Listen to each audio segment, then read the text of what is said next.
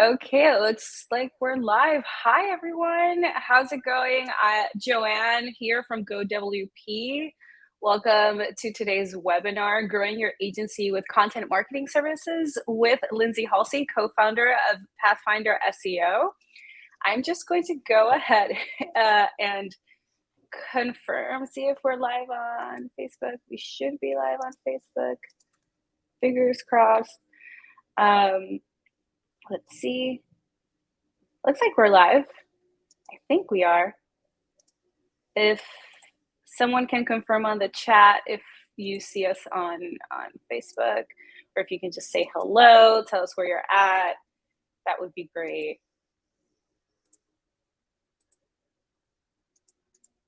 All right. Okay, well, we'll just travel on then. So really quick, I just want to say a couple of words about GoWP in case anyone watching isn't familiar with us. So here at GoWP, we create happiness for digital agencies, whether it's helping them become more profitable, or if you're looking to grow your team with a developer, a copywriter, a designer, or a project manager, or you're interested in our outsourcing services and you want to focus on growth, we've got you covered. So we've built a very active community of more than 1,800 actually, checked this morning, agency owners, where we hold regular group calls, webinars like this one, and mastermind sessions. So you can grow your agency today with GoWP. We are committed to helping agencies grow through the resources we provide in this community. So you can check that out on Facebook. I'll drop a link on the chat. So it's called the Niche Agency Owners Group, and you can join us there. And yeah, if you have any questions about partnering with GoWP, if you would like to host a webinar with us as well, that's whatever we can do to help your agency grow, feel free to reach out. I'm super happy to help. I also wanted to mention that for those who are watching who may not be a member, it's super easy to join. You just have to click join and answer the questions. So yeah, anyone is able to join, and we are always happy to help. And a few notes regarding this webinar. So I'll be watching the chat. So if you have any questions, just throw them in there and I'll get them to Lindsay. Or you can use the ask a question feature.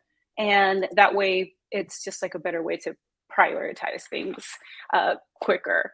So that's that in terms of questions. And all right, let's get to the webinar.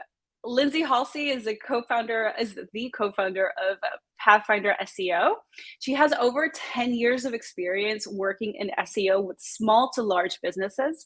And as an SEO professional, her primary interest is search engine optimization, so SEO, for WordPress websites. She enjoys teaching business owners and agency owners and web professionals about holistic SEO practices with a focus on actionable tactics that create results.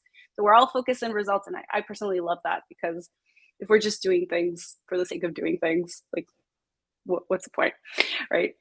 So Lindsay also focuses on teaching site owners, freelancers, agencies how to get found on Google via a guided approach to SEO. So you can stay in touch with her at Linds_Halsey on Twitter. And today she's joining us from Aspen, Colorado, which is pretty awesome. I'm personally in Houston.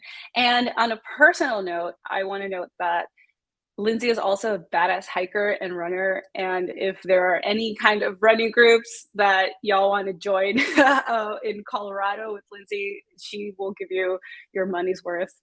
Lindsay, welcome. I'm so glad to have you here today. Thanks so much, Joanne. And thanks everyone for joining us. That was an all too kind introduction. I'm going to go ahead and start sharing my screen here. We're going to keep today as dynamic as possible. And I'll get my screen started. Drop questions in the Q&A area or the chat, and we'll save time at the end. Today, really what I want to focus on is how to grow your agency with content marketing services. So if your customers are anything like mine, they have the best intentions when it comes to writing. They know what to write about. They know how often they should be writing, things like writing blog posts.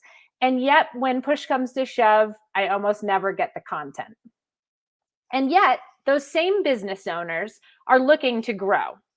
And they're seeing a total disconnect between the effort they're putting into content and the output and the growth that they're looking for from their website. And when we look at this, we really just see an opportunity for agency owners to offer content marketing services. And content really fits into the middle of a myriad of digital marketing strategies. So if you're going to engage in SEO, your customers need great content. If they want to send emails, they need great content. If they're engaged on social, they need great content. So at the end of the day, we really see content as the backbone of any kind of ongoing digital marketing strategy for your customers.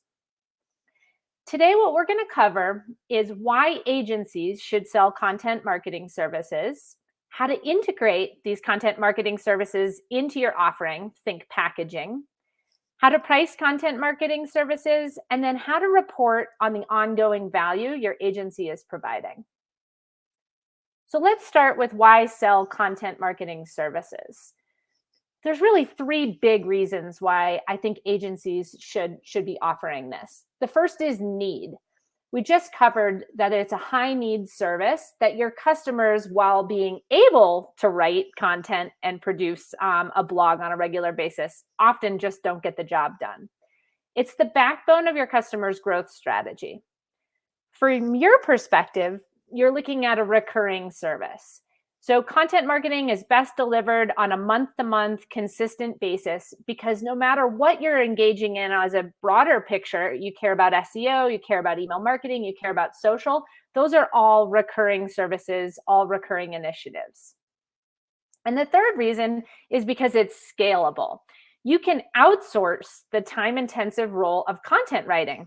And it turns out you can outsource that with a dedicated copywriter at GoWP. So now that we have the why covered, I really want to spend some time on the business side of this. And as Joanne mentioned at the beginning, I'm coming at content in terms of, and from an experience standpoint, from integrating content into my SEO services at our agency. But before you even think about integrating it into your SEO services or your email marketing services, I really kind of think about the bridge framework and what customers need to do to be successful online. So the first thing they need is a great website, responsive, fast, modern, etc., powered by solid content to begin with. And once they have that great website, then they need to think about maintenance, security, backups, making sure that their site stays up to date and secure, because we certainly don't want to send people to a site that's down. And then the final thing that they need is traffic. And they need targeted traffic coming from their audience and ever-growing content. And so it's the underpinning of the traffic piece where content marketing services really come into play. And when I think about integrating content marketing services, I think back to that bridge framework, and I think about how agencies can offer the first piece of the puzzle, which is the great website. And then they can layer in and explain to customers why they need to pay for ongoing maintenance and what's involved there. And then they can start to deliver the concept of content being the next piece of the puzzle towards growth. And within content marketing services, there's a pretty simple framework that you can offer, which is monthly services with a good, better, best approach. And it depends a little bit on your customers' markets, what the pacing of or the frequency of your article writing might look like. But in our agency, we go with sort of a good, better, best, where we start with 1 article per month, 2 articles per month, or 1 article per week, also known as 4 articles a month. And so we can really scale as our customers, based on our customers' needs. Maybe we're working with a small business, think of an interior designer or something like that. 1 article per month is totally sufficient. It actually puts them highly above their competition in terms of content production. And it's plenty for us to engage in email marketing, SEO, and social media. But if you get into a more competitive industry space, you're going to need to post more frequently. And so that's where the packaging really comes into play. So what's included in this monthly is basically cyclical. We've got our writing process, then we edit, we publish, and we promote, and then we rinse and repeat over time. One of the things that's so great about content marketing services is it's really systematic and repeatable. So once you get through a couple of initial posts with a customer, you're off to the races and you really have solid systems in place that can scale. So whenever you're thinking about packaging, there's a couple of questions you're going to want to answer because your customers are going to ask these. The first is, how will the strategy be crafted? What are the topics we're going to write about? And the way we approach that at our agency is we dedicate the first month of service to the strategy piece. So we don't actually move into post-production. We're really just focused on creating a content calendar. And the size of the content calendar depends a bit on the customer and the engagement. At the very least, I like to have 3 months. So a 3-month rolling content calendar so that I know what my topics look like for the coming months. Those topics are determined based on keyword research for our team. Since we're an SEO agency, we care a lot about driving traffic from Google. And so the strategy that we craft at the high level is all about organic traffic growth.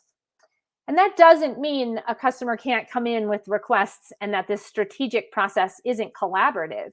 It just means that the suggestions we put out there are going to be all about SEO. And then the customer can come to us with requests around topics that might be more sales enablement oriented.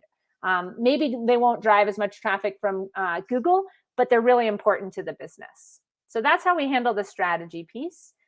The next question we get a lot about is, how long is each article? And you may have heard things like the average article on Google that ranks on the first page is 2,000 words or more long, and that everything you do needs to be long form, evergreen, etc. And when you think like that, content marketing services become really overwhelming because we've probably all written some articles for our agency and we know just how long it takes to write, edit, and publish a long article. Well, it turns out, just like it's a lot of effort for you to write an article of that length, it's also a lot of work for your reader and for your audience. And so whenever we've published long form articles that have 10 different takeaways, what we find is engagement's actually pretty low. It's totally overwhelming.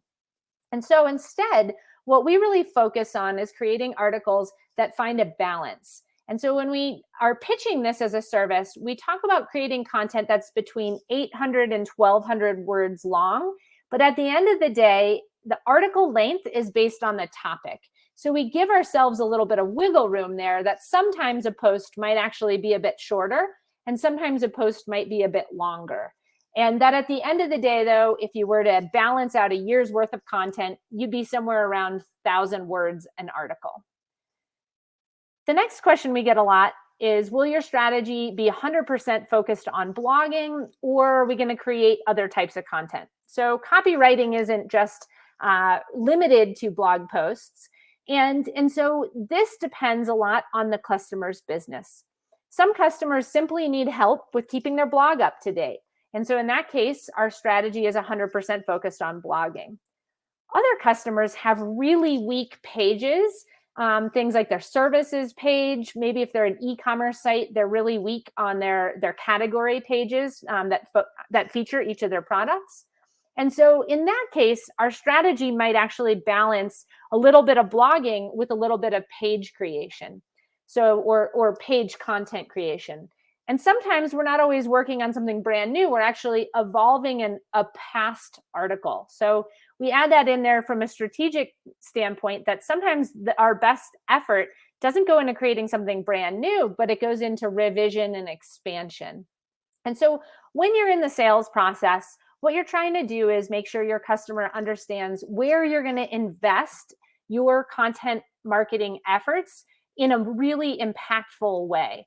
And so it doesn't make sense to pitch, I'm going to revise past posts half the time and create new posts, if the customer doesn't have an existing blog, right? There's nothing to revise. But if a customer's been blogging for years and maybe they're seeing declining performance today, and they're looking for some help here, your strategy would be really well suited to blend revising past posts that used to do really well with creating brand new content on a fresh topic. So these are some things to be thinking through as you put together your packaging, as you put together a services page on your website for your content marketing services, because you may want to add these as FAQs to make sure you cover them. And just general kind of questions that no matter how you integrate content marketing services into your services matrix, you're going to need to know. So that's a really simple way to get started with content marketing services, which is its standalone monthly offering. But you might also offer SEO services or maybe some other ongoing digital marketing strategies around email or social. And so I want to talk for a little bit about how we've integrated content marketing into our SEO services. The first thing I look at is the general framework that we use for customers in terms of packaging SEO services. The first engagement is really an on-ramp, and we call it an SEO assessment, and it's for customers who are not sure where to get started. Basically, they need education. They need to understand their strengths and weaknesses in terms of SEO and think about a big picture strategy. And so the content piece here is really about what their current content looks like. Is content a strength or a weakness? How does it compare to the competition? So when we're in the SEO assessment phase, what we're really trying to do is call out where they are in terms of a grade with their content and where we would recommend they focus their efforts. Like, hey, we need to focus more on blogging, or look, your services page have 100 words of content on them each. We really need to focus on expanding there. Once the assessment is complete, we move into what we call an SEO setup. And this is really all about building an SEO foundation for a website. It's actionable, it's hands-on, it's a one-time service, typically delivered over the course of a month. And the content piece that we work on here is actually the strategy piece. So we go from saying, hey, we have a loose understanding of where we think we should go with the content strategy. Now let's actually create a content calendar. Let's lay this out, and it could be over a year-long commitment, so that we just have a roadmap of exactly where we're going. And that's the piece of the SEO setup that relates to content. Once that's complete, a customer's ready for monthly SEO services. And in this, we're thinking about maintenance and evolution, and often the delivery of the content service that's been purchased. And so if we look in there, we go with that same concept of a good, better, best pricing matrix where people have options. And when we get at the good level, we're just talking about maintaining their SEO traffic because the industry evolves. And so there's work to just kind of maintain where we are today. With better, we're really thinking about growth. And with best, we're thinking about businesses that want next year's results this year. So let's talk about what gets included. In this good, better, best, what you can see is we're always talking about reporting and communication. We're always getting into technical SEO and things like on-site. And one of the big pieces of these packages that differs is what our content production looks like. On our maintenance level, that good plan, all we're doing is strategy and feedback. So we're leaving it in the client's court to actually produce copy. And as we noted in the beginning, that can be problematic. And sometimes people don't deliver. In our better and best, we're integrating content into the SEO service. And so that's one way you can think about integrating content marketing into your SEO services is instead of having a separate package that's just content marketing, it's actually part and parcel of what you're offering your SEO clients. There's other customers that we've worked with over the years that have really done a nice job of integrating content into their maintenance plans. So they basically offer 3 different levels of ongoing engagements to customers. So after someone builds a site, this is what's available to them. At the lowest level, they're just talking about maintenance, so security, backups, etc. At the better level, they're talking about maintenance and then some content production. And then at their best level, they're going with maintenance, content, and SEO. And so you can have a similar matrix of what's included and include content in your higher packages. So that's a bit about packaging. And then the next piece that we really need to think about as we want to scale our agency with content services is pricing. And if you've looked around for the outsourcing of content model, one of the things that you'll see a lot of is price per word content. And there's value there because there is more effort to create more words, but also there's a lot of math that goes into that pricing model, right? So a customer doesn't really know, is a post going to be 1,000 words or 800 words? And if you start to price your content that way, the other thing that we've found are that customers really pull back on the word count. So a topic really does deserve 1,000 words, but they only essentially order a 500 word post, and then they don't get as much value out of it. And so the pricing model that we've really looked at is more around looking at a rate per post and then integrating that into our packaging. So here's a simple formula that you can use, which is that you calculate the number of hours the average post takes you to create. And when I think about that, I think about the writing, the editing, the publishing, and the promotion that's involved. And so this number is going to vary based on your agency and the type of customers you serve. If you serve customers that have low research when it comes to writing the content, your average number of hours is going to be much simpler than somebody with a high research kind of oriented space. And so a good example is we write a lot of content for people in the travel industry. And personally, I love writing about travel because I love to travel. But also, I don't stress too much about the expertise, and the research is pretty simple. So we can write a post about what it's like to vacation in Seattle in the month of September based on some pretty minimal research and create a great post. Now, on the other hand, if your customer is in a market where there's a high level of expertise, let's think about an accountant or a medical profession.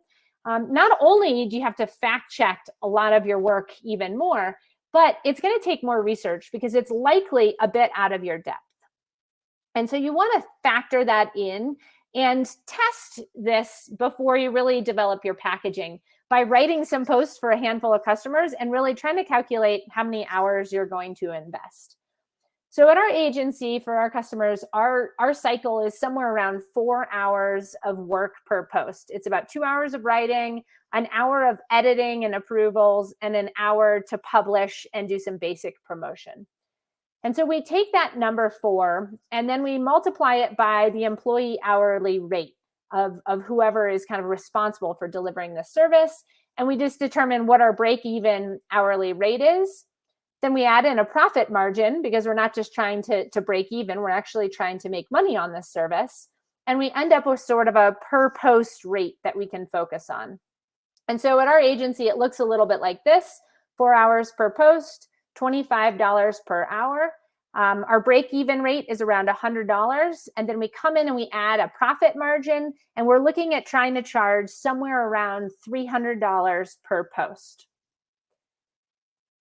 Ultimately, as I mentioned earlier, though, the right price depends on the industry.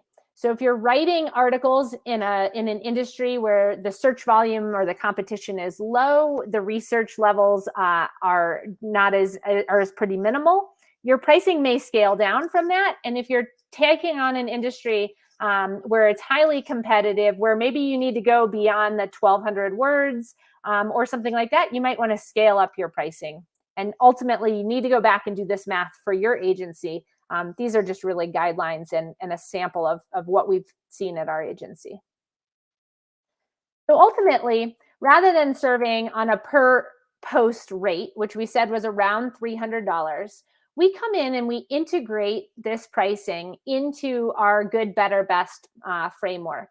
And what we're looking to do here is to capture a little bit of economies of scale for our customers as we go up in the volume of posts we're writing.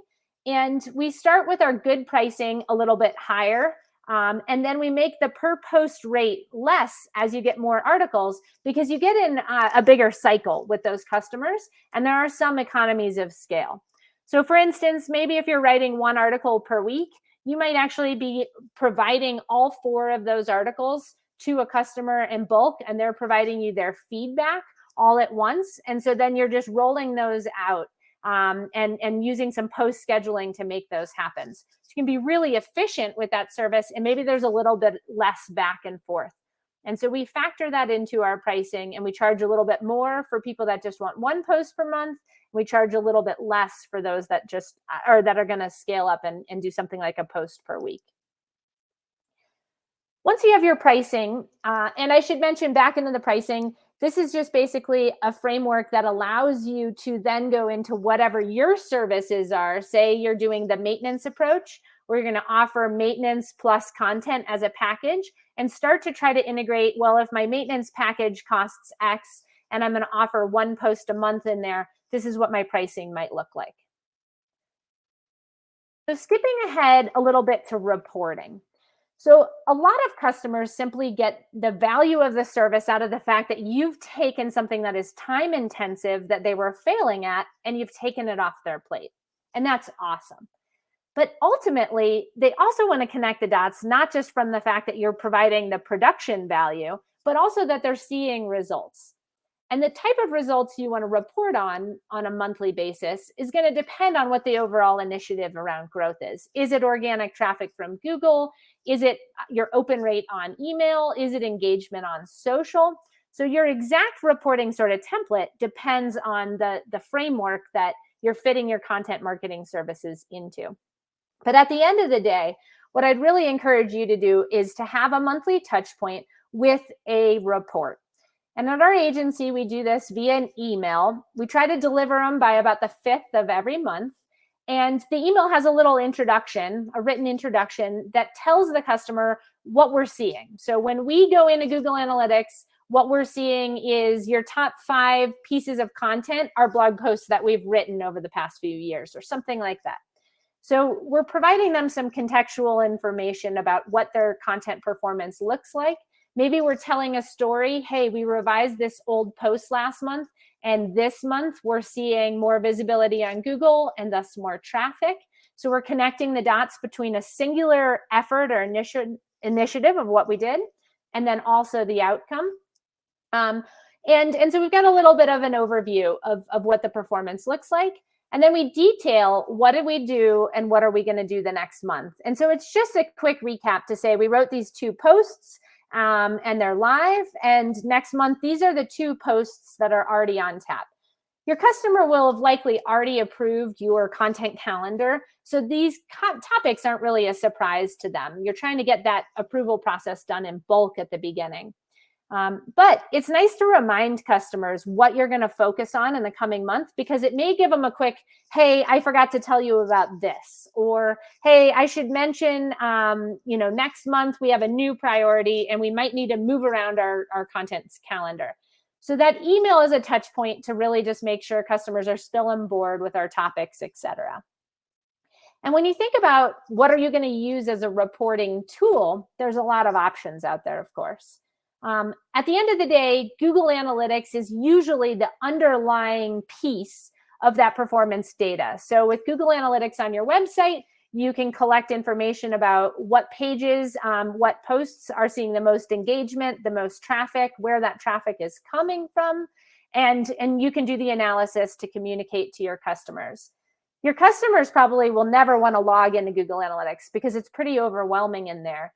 And for those types of customers, it's nice to use a templated report that you can power out of Google Data Studio so that you're pulling in the data that matters for them out of analytics and putting it in Data Studio into a format that you can export as a PDF. So it's a simple way to build a report around content marketing and to use that same reporting template for each one of your customers. If you're going to take content marketing one step further and you're integrating it into, say, your SEO services, then you can rely on the reporting tools that are in your SEO software of choice. So if you're using Pathfinder Our monthly reports you can white label, and they include some components around what content performance is looking good. And so you can use that to fuel or to power those reports. One of the things that I really like about reporting is that it's all about communication. And so, of course, you're communicating as you create new content. So your customers are used to getting some information from you each month. But the reporting is really where they learn about what the value is and if the strategy is working, and if not, how you might be changing it. So I really encourage you to really integrate reporting into your content marketing services. I want to close out the formal presentation before we start to take questions with a handful of tips from our 10 years of offering content services, because things have gone well, and then we've, of course, made all of the mistakes. And so one of the points I made earlier, and that tip is that content marketing services aren't just limited to new blog posts. So really take a step back before you're pitching a customer a commitment around 2 blog posts a month, and take a step back and look at the content on their pages. Go and see what their homepage, those services pages, maybe their taxonomies related to their blog, like their category pages, and see if part of the pitch and part of the strategy shouldn't be going back into those old pages. And so when I think about this, I really think about a matrix here. And the 4 different initiatives that I can be doing are: 1, creating a brand new page. Let's say the client has 1 page for 10 services that they offer, but they haven't actually created a singular page for each service. And those would be really rich from an SEO perspective. And so maybe that's part of my strategy. The next thing I might do is create new blog posts. That's probably the most common piece of content marketing services. Then I might go in and propose doing some revisions or expansions on some existing pages.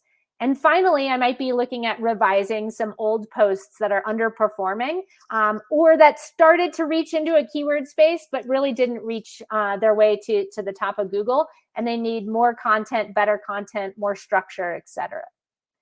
So when I look at a site, this is a kind of random e-commerce website, I think about coming in, and part of what we offer with SEO services is coming in, fixing the headers, but also adding in little bits of content here and there can really help a category page on an e-commerce site stand out.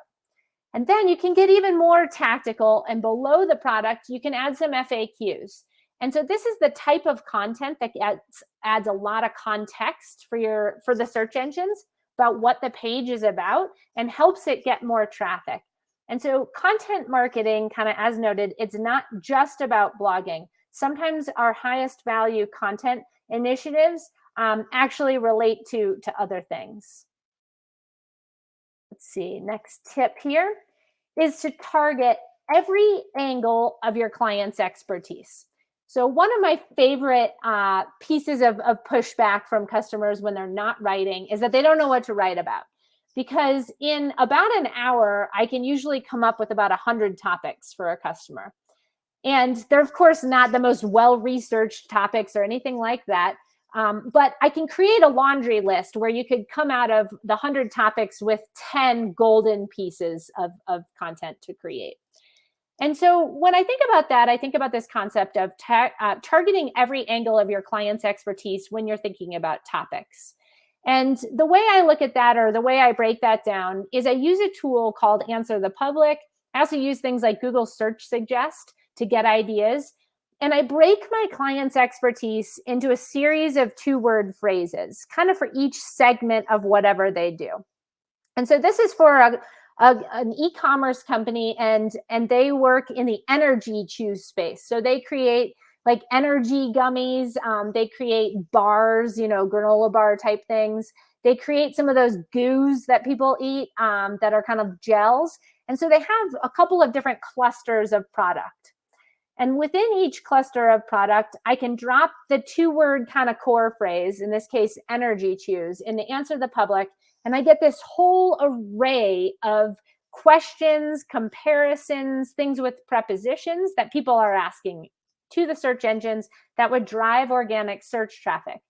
Some of these also are going to help with sales enablement and play really well on social or email, because one of the questions their existing customers might care about is like, how many energy chews or how often should I eat these when I'm running a marathon or something like that.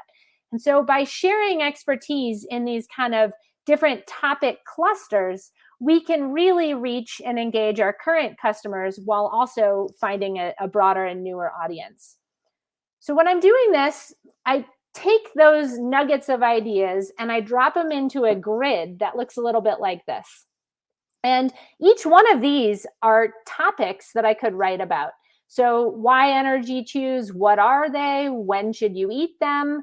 Who makes them? Then some things around energy chews for marathons, energy chews for hiking. People ask, is an energy chew healthy, or can kids eat energy chews? And so there's a myriad of questions. There are prepositions, things like energy chews versus energy gels, where a customer, or in our case, can break down their expertise into a series of, in this case, 15 different blog posts around just 1 2-word phrase. And when I think about that dynamic between creating really long form content and creating that 800 to 1200 word post, which is where we really encourage you to go, the dynamic is, yes, I could create one blog post. It would take me months to write, but everything you could ever know under the sun about energy chews. And at the end of the day, that parent that searches, can kids eat energy chews, would have to crawl through thousands of words to find what they care for. The search engines would have to do the same. And so by breaking my expertise or my client's expertise into a series of smaller topics, I can come at something from every angle. And we've actually at Pathfinder been doing this around Google Analytics. And next week, actually, we're going to be doing a Google Analytics training related to Google Analytics 4 with the GoWP team here. And when we think about Google Analytics, we think about this as a very overwhelming, big topic. And we can't cover everything about Google Analytics in one blog post or one webinar for that matter. But instead, we can slice that expertise into a lot of different segments. So we've got the what and the why. We've got the how, like how do I get Google Analytics on my website? We've got the how do I analyze my Google Analytics data once I do have it? We have how do I customize events or add goals or set up e-commerce tracking? So around the concept of Google Analytics, I could write 15, 20, 30 posts really easily and come at a big topic that's overwhelming and break it down into a bite-sized series of lessons. And so you all will have access to these slides. We'll share them with you. And this is just a little blank slide to kind of jog your memory when you take your 2-word-ish phrase of expertise or your clients and you break it apart to kind of brainstorm those topics, how you can do so and how you can kind of go from looking at Answer the Public or Google Search Suggest and pulling out a series of topics that are going to be really spot on for your audience. So I'll leave here with an exclusive deal we've got for the GoWP audience, 50% off your first 3 months of Pathfinder SEO, plus a bonus coaching session in your first month. So we offer SEO coaching alongside all of the business resources you need to offer SEO services, things like SEO proposal templates, email templates, etc. And this offer is good through the end of the year. The coupon code is listed. And I'm really excited to take your questions here. So I'll leave you with one last slide, and that is just with my contact information. Any questions you don't think of today, feel free to drop me a line on Twitter or email, and I'm always happy to talk about how to help scale your agency with content marketing services. All right, Joanne, I'll turn things to you. I'm going to stop my screen share here and take some questions. Awesome. That was awesome, Lindsay. Thank you so much. That's also such a generous offer. Thank you. You're just too good to our community. So we really appreciate that. Thank you so much. We have a couple of questions on the questions and answers features. And if anyone has any other questions, you can also drop them in the comments, in the comment chat section. And I have really good news. We have been streaming on Facebook, so that's exciting. And just want to take a moment to apologize for the first 10 minutes. We caught up, but we're here, we're ready, we've gone.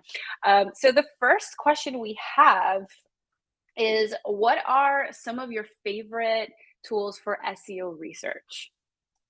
Good question. So there's a lot of different types of SEO research that you can be doing, right? So there's keyword research, there's competitive analysis, there's backlink analysis. There's a lot out there. And when I think about SEO tools, I think about tools like in any other space, which is the tool is only as good as the person that's using them. And that in the SEO space, like many spaces, there's a lot of tool proliferation. So most of the big SEO software companies are all about rolling out feature. And so if you log into an Ahrefs, an SEMrush, or an Ubersuggest, you're going to see so many tools in there that you could just get a little analysis paralysis and do nothing but audit your customer sites for years on end. So those tools are awesome when you're serving medium to enterprise level customers, right? You're working in competitive spaces where you might have the budget basically to spend 20 hours a month just on research, and then you've got more budget to go and do the work. Then you need a really robust tool set. But when it comes to SEO tools for small to medium-sized businesses or agencies offering SEO services to those businesses, you can start with a lot of great free tools. So the first free tool is Google Search Console. And the Google Search Console is like your communication channel with Google. You verify your relationship to the site, and then within it, you get performance data. Where does my site rank today? This is how I actually can connect the dots in the content world between what the existing pieces of content are actually ranking for. And I can come in and I can actually see, hey, this is where the traffic is coming from. This is where we're losing traffic. This is place of opportunities. So totally free. And it's the only place you can get the real keyword data of where a client is getting their current traffic. Yeah. And I also want to plus one that Google Console tool. It's a really good tool. I was signed up for it. I didn't even know I was signed up for it. And you get these reports at the end of the month of what pieces of content have been performing very well throughout the history of your blog. So I actually noticed that there is a blog post about maintenance that was posted last year, even before I had joined GoWP, that was just getting a lot of shares and had gained a lot of traction in terms of the SEO. And that allowed me to become more strategic with, placing maybe a pop-up within the blog post, or adding a convert box, another pop-up to send people to our ebook. So I think these tools are especially Google Console, especially with their monthly report, is super, super valuable to get those little insights, to become a little bit more data informed and a little bit more strategic with your marketing initiatives. So yes, this is awesome. For those who are visual people like me, this is essentially kind of like what you get in that email report, but in a more distilled, digestible way. And yeah, Lindsay, go ahead. Yeah, so seconding everything Joanne just said, and just wanted to provide you a little visual here. And so one of the cool things in Google Search Console that we can do is we can go into the search results for performance, and we can actually go in and see what content is rising to the top in the search results. So I can sort this by page, and I'm going to kind of click on a few things. I can see how many clicks I got, how many impressions, basically how many people saw the content, what my click-through rate is, and my average position. And so I can come in and really quickly see my top performing blog posts on Google. And interestingly enough, these are posts that we would have written like 5 years ago or 3 years ago, and they're probably terribly out of date. They probably don't have any calls to action on them. And so there is golden nugget right here out of just understanding these insights. I can also come in and see posts and just sort by and say, okay, if I'm going to revise this post about is WordPress SEO friendly, and I come into the queries are keywords essentially, and just another word to confuse matters.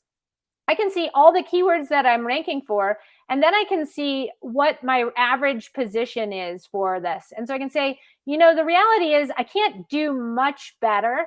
I'm ranked number 1. And so I've sort of maximized my opportunity out of this post. Yes, there's WordPress SEO, but that's a much bigger topic. So I'm not going to try to augment this post to go there. But I would say that I'm doing pretty well for the keywords that really match to this page. And so this is part of the analysis or the strategy that we do. And then I can come in and see all sorts of other tools in terms of SEO that are all free around understanding how the search engines are crawling and indexing, etc. So Google Search Console is my go-to first free tool for everyone. I mentioned Answer the Public. If we think about Google Search Suggest, you don't even need a tool. What it really looks like is coming in and starting a query. So dropping that seed query in. So I'll put in Google Analytics. And then you can see here what I'm getting, which are all sorts of different keywords. I'm like, oh, Google Analytics for beginners. That could be a topic. Or I could come in and put Google Analytics 4 and see that a lot of people are doing comparisons because they don't understand the difference between these two platforms. So these are all nuggets for keywords, which then lead myself into topics for my blog. So those are free tools. Then when you're ready to offer professional SEO services, you're going to also need some kind of a paid tool to help you with reporting, to do keyword research, to do rank tracking. We integrate those features into Pathfinder SEO. So they're not on the same level of having 25 or 50 different tools as like an SEMrush, but rather a really simplified version that helps you to serve that small to medium-sized business. And so check out Pathfinder for sort of that integrated tool set, along with process and along with coaching. All right, That's next awesome. question. Yeah, so there's another question on how important is SEO when it comes to blogging? So should it be an umbrella strategy for all posts to fall under, or should each post be researched and SEO optimized individually? Good question. So yes, I think if you're going to put the effort into the writing, you should put the effort into dotting your I's and crossing your T's in terms of SEO.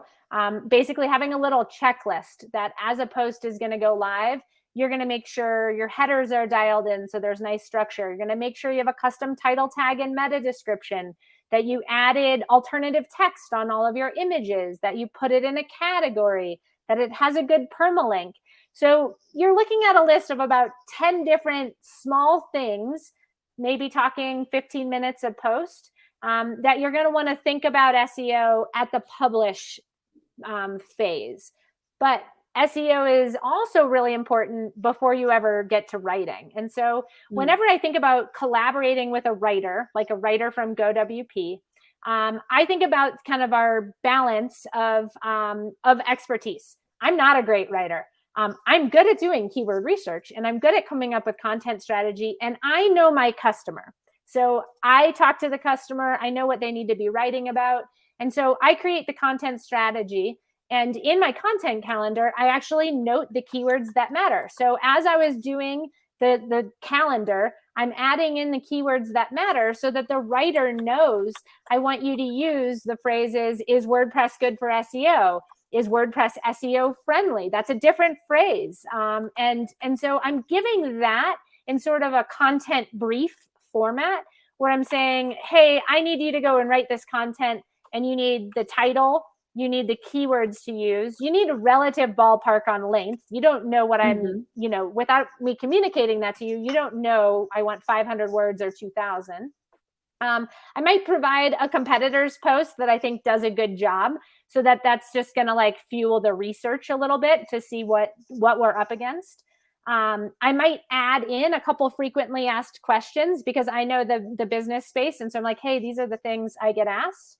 And that's what I provide to the writer. And so I'm doing a ton of SEO and my topic selection, my keywords, and giving them those questions that might be the headers for the article. Then I turn the writer loose. And what I get back is naturally like an A+ for SEO. So I'm not having to come back into that writing and think about keywords because they're already there. Yeah, you're essentially providing it the structure as a framework so the writer can come in and essentially fill in the blanks because you already have that. I like to think about it kind of like I'm a very visual person, so as a skeleton, right? And you're providing the skeleton, and the writer just comes in and kind of like adds all of the muscle and all of the heftiness and all of the meat, right? So yeah, I think it's a really great framework to approach SEO, and it just saves you so much time because if not, you're going to have to be reworking and coming back to old posts. Yeah, you don't want to do that. You want to set yourself up and your writers self yourself up for success.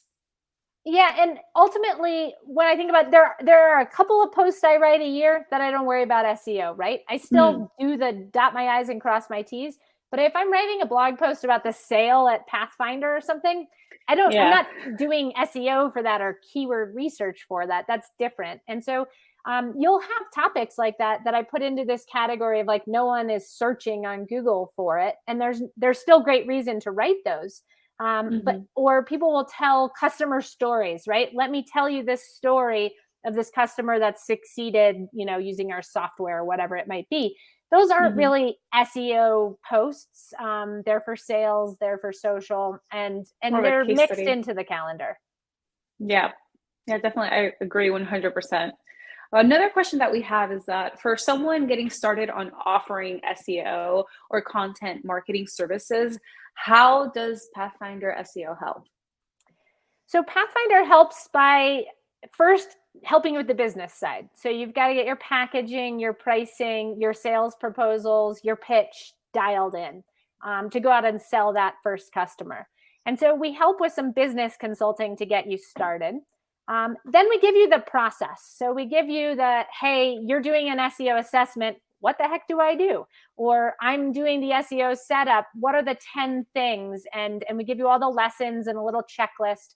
So you can break SEO down into a series of steps or have somebody else on your team do it. Maybe you sell it and then you have an account manager who's going to follow through and deliver the work. And so we give you those lessons. We give you those tools. You're going to have questions along the way. We all do. And that's where coaching comes into play. So with coaching, you can think of it as a personal trainer. We all do well if we have a fitness goal by having a weekly appointment with a trainer because we're going to do our homework before we get there. When we get there, we're going to get inspired. We're going to get some new ideas and we're going to be working more efficiently because we're not going to be spinning our wheels doing some exercise the wrong way. And so that's really the packaging of what comes with Pathfinder. A lot of people that are getting started for their first time, they actually do SEO in their own website. They follow our process to learn how to deliver the service. Then they get their packaging dialed in. Then they sell their first account. And ultimately, there's a lot of learning on the job, which is for a lot of us how we got started in whatever we are an expert in.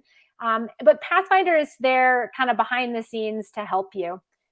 We also offer some accelerators. So if you don't want to do the SEO assessment, you sell it, but you don't want to do the work, our team will do that for you. If you sell an SEO setup, but you don't have time to do the work, you don't want to get that hands-on, we'll go do that for you. So you need to continue the baton on the monthly work, but the heavy lift in the beginning is something that we can help accelerate your customers through or your agency through. That's awesome. Another question we have is in terms of reporting. So just going back to the presentation a little bit, when you offer the reporting to your clients, do you also offer any insights or suggestions into the reporting? So for example, let's say you saw something very interesting on Google Console and you think like, hey, I think for this month, we got to pause the SEO and focus on revamping all of these old blog posts, for example. Yeah, so that's what your customer is really paying for, right? anyone, in any one of these tools, Google Analytics, Google Data Studio, Pathfinder, SEM, Rush, whatever it might be, you can set up automated reporting, right? That just ships straight to your customer. And my experience is 6 months down the line, you ask your customer a pointed question, are you getting value from our monthly reports? And they're like, no. Why? Because you're putting all the analysis in their court. So yes, they want to see the data. They want to know that they have a data-driven strategy powering whatever service they're using. But no, they don't want to sit there and be the one to connect the dots. And that's really your job. And so what we do at our agency is we have that templated report, and that can be powered by Pathfinder, Data Studio. You can even create some custom reports in Google Analytics and kind of make them something that you could present to the client easily. There are tools like Agency Analytics. That's a great one out there. There are tons of reporting tools out there. And then what we do is we write an overview. And when I think about my monthly overview, I'm usually commenting at the monthly level. What did we see last month? Did we see growth? What were the top performing posts? And you think of this as being really time consuming, but then what you quickly realize is your customers actually know nothing about their performance. They find it tremendously insightful when you highlight to them the top 10 keywords that they're getting traffic from, or the top 5 pages that are getting traffic, or what's growing and what's not, and maybe a suggestion as to why. So you don't actually have to dig through the, I'm not spending 10 hours running one of these reports. I'm looking at a client's report for a half hour while I craft the email. And that's my monthly report. And then if I'm working on something or I see something, let's say I wrote a post and now they're getting a great Google result for it. And maybe the post is 6 months old. Instead of finding a ton of data, I snapshot or screenshot that and I drop it in an email and I'm like, hey, Joe, look at this. Pretty cool to see you guys, leading the charge in this space. Done. It takes me 30 seconds and they see a lot of value. And so I do a formal report and then I do a lot of little look at this. I like this. And I do the same with red flags. I'm worried that we've lost traction in the things to do in Aspen keyword space. We have to go dig into this. And I just tell them, I found this and I'm working on it. And you don't lose customers then because you're communicating. Yeah. And it's results driven, right? You want to show the results as they are. And the red flags are also a result. It could be a result of a lack of proactiveness or a result of, a big competitor. So I think that's very, very, very valuable. And our last question is, do you have recommendations for backlink building?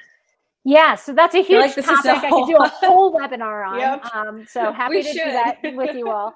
The first tip I have is model the real world online. So your best backlinks come from your real relationships. GoWP and Pathfinder, partners. We do webinars. Michael's joining us later this week on a Pathfinder webinar, for example. Every time we do these types of real world marketing that model what are real partnerships, you're getting backlinks. And so that doesn't help every business, but a lot of businesses can get a lot of mileage out of their existing networks. So let's go back to that small interior designer. They're probably not on podcasts and webinars unless they're a market leader, but they are in a network in their local environment. So an interior designer partners with some contractors or architects or landscape, designers. And Google probably doesn't know about all those partnerships because there are no backlinks between those people's websites. So they can have one page that's, people we love and lists the 10 businesses they recommend, and then try to get those other businesses to do the same and build their backlink network in an authentic way. That's not gaming the system. So start there. Look at things like charitable giving from businesses, being part of chambers of commerce, being on a board of directors and having a bio written about you, getting an article in a small newspaper, easy PR, tons of quick wins in the real world. And then if you need to go beyond there, PR is a great strategy. Obviously, that takes a lot of time and investment. And if you have clients that just cannot build backlinks on their own, there are services out there where you can go and get placements and articles for a cost. Pretty gray area SEO, but it's out there. Awesome. All right. Well, and real quick, if there's, just in case there's someone who doesn't know what a backlink is, because we went straight into the backlink, could you quickly just a quick explanation on what are backlinks and why they're important? Perfect. So we talked about content, which is how you share your expertise. Google loves that. That's what they want to feature, is that expertise. The second piece of the equation, if we go really simplistic with SEO, is authority. So they want to know, do you even know what you're talking about? Are you really the best pizza in New York City or the best cup of coffee in Seattle? Or did you just say that on your website? And so how do they measure authority?